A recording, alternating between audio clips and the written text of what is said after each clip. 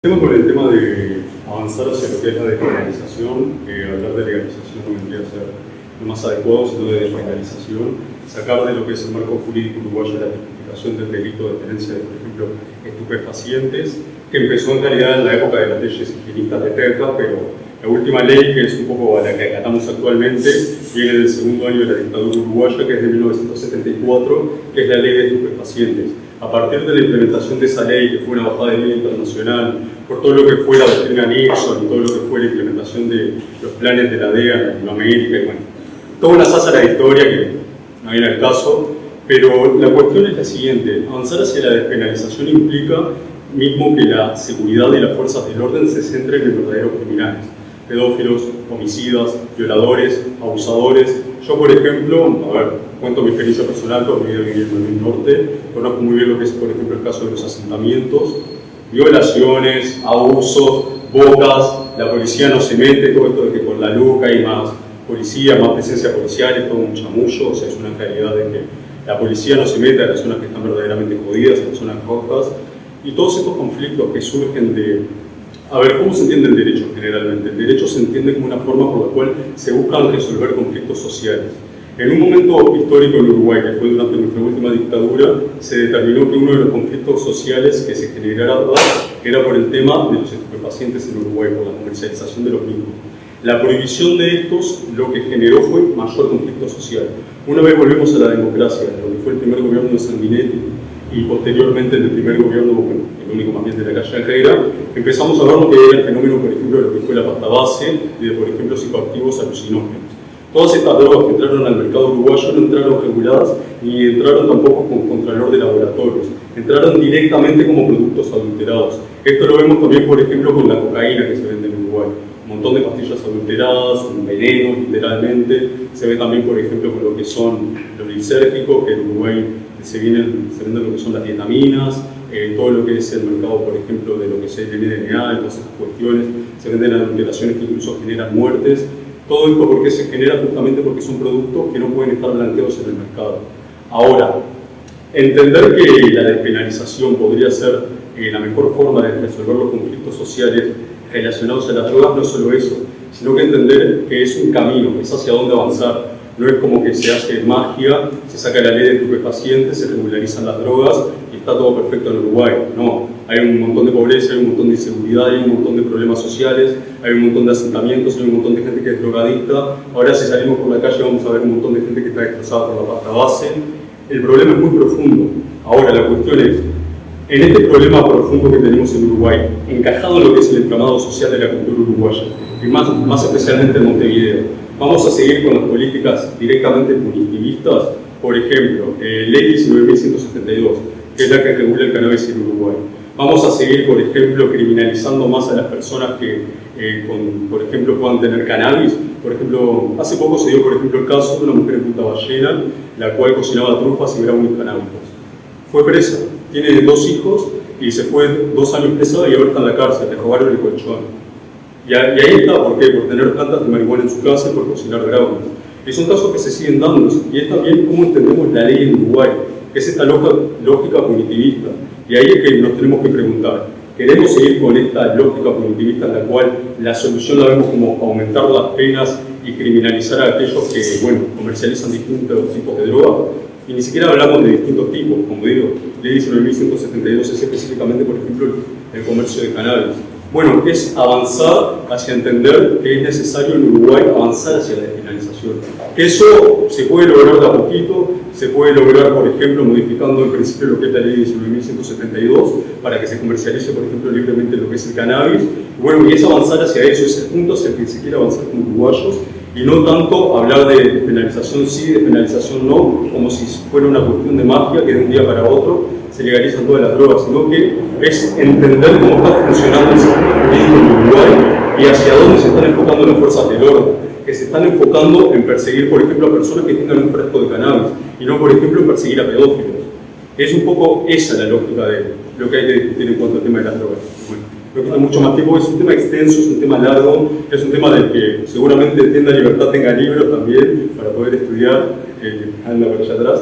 Pero bueno, es un tema que vamos a tratar desde el partido, que vamos a proponer propuestas y lo vamos a discutir con cualquiera de los partidos políticos que se presenten al debate y vamos a ir de cabeza porque, bueno, es un tema que lo tenemos muy estudiado y es un tema en el cual es necesario presentar propuestas. Se llama Historia Global de las Drogas del año 1500 al 2000, es de Richard Heber Heinz, por si lo quieren buscar. Bueno, en el mismo se habla de que, por ejemplo, si vos querés extinguir lo que es el mercado del narcotráfico, tenés que atacar aproximadamente lo que es el 80% de la oferta a nivel mundial.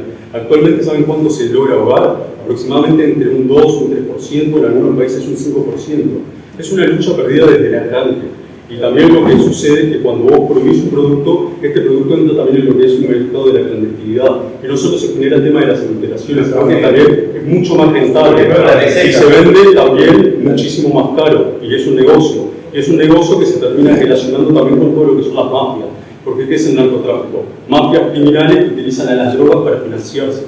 Pues eso, algo la ley seca, por ejemplo, que el mismo alcohol, o sea, generaba ceguera y montones de cosas que todo ceguera. Claro, todo ceguera. Y hay un tema aparte para potenciar un poco lo que dijeron Joel y Nelson, de cómo funciona el mercado de las drogas a nivel económico. Los narcotraficantes son monosopio, que vieron que está el monopolio, que es cuando existe un único vendedor. Por ejemplo, acá hay unos cuantos acá en Uruguay. Pero ellos son los únicos compradores, por ejemplo, de los productores de la hoja de coca en América Latina, ellos son prácticamente el único comprador, porque después los compradores legales tienen una demanda que es mínima comparada con ellos. Y aparte, como tienen una capacidad de ejercer la violencia que no tienen los compradores legales, se convierten en los únicos compradores de los productos básicos con los que se producen las drogas, ¿no?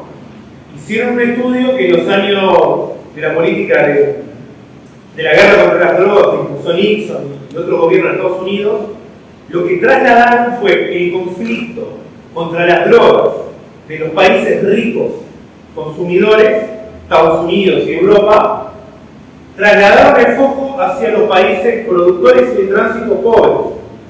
Pagaron millones de dólares para que los ejércitos de Colombia, de Perú, destruyeran los campos de cultivo de droga. Estoy viendo un libro que es Narconomics, de un escritor inglés, de un economista inglés, ahora no me acuerdo el nombre, y le pagaron millones de dólares a los ejércitos latinoamericanos para que destruyeran los campos de droga, sufriendo muertes porque los narcotraficantes obviamente defendieron eso, y lograron apenas una suba del 10% en el costo de la droga. O sea, los productores peruanos, colombianos y bolivianos estaban vendiendo la tonelada de hojas de coca a unos pocos cientos de dólares. La destrucción de esos campos hizo que la vendieran a unos pocos cientos de dólares más. Y eso, al ser ilegal, lo que le va agregando el precio realmente de por qué vale tanto la droga, en cada etapa de transporte que va haciendo una cadena, primero la producen, la convierten en cocaína, y ahí ya le agregan 4 o 5 veces el valor. Luego la transportan a la primera parte del viaje hacia los mercados demandantes ricos, y ahí ya se duplica el valor. Luego, nuevamente, el gran productor lo manda a unos medianos distribuidores, ahí se duplica el precio nuevamente. Y finalmente, los pequeños narcos nuevamente duplican y triplican el precio. Entonces, atacar los pequeños productores en América Latina hizo un efecto mínimo, porque el aumento del precio realmente estaba en todas las otras partes de la cadena. Y el gran problema que tiene la política actual contra las drogas es que castiga muy severamente al pequeño productor y al pequeño consumidor y al pequeño distribuidor, olvidando toda la demás parte de la cadena que puede ser mucho ahí. Claro, es fácil, es mucho más fácil atrapar al pequeño narco de barrio que no tiene la capacidad de defenderse, que no tiene la capacidad de contratar abogados, que no se puede esconder porque vive en un mismo barrio, sin mansiones, sin helicópteros para huir.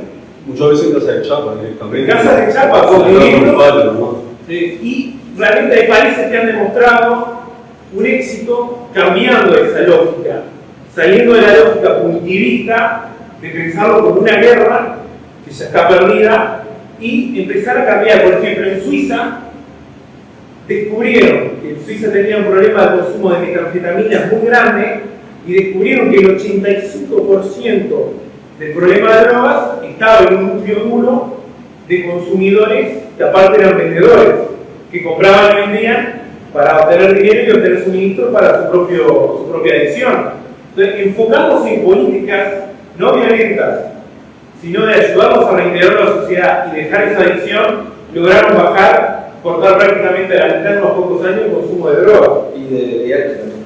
Eso mismo. Y otros países que han transitado en distintas etapas de despenalización también logran romper esa cadena tan grande que genera tantos millones de dólares para la delincuencia, logrando que los consumidores puedan acceder a un producto de mejor calidad, más seguro, y al conseguir ese producto, romper toda la cadena. Ustedes, como saben, una cadena es tan fuerte como su eslabón más débil. La guerra contra el narcotráfico se enfocó en los dos eslabones del medio, pero esos eslabones simplemente se iban acortando.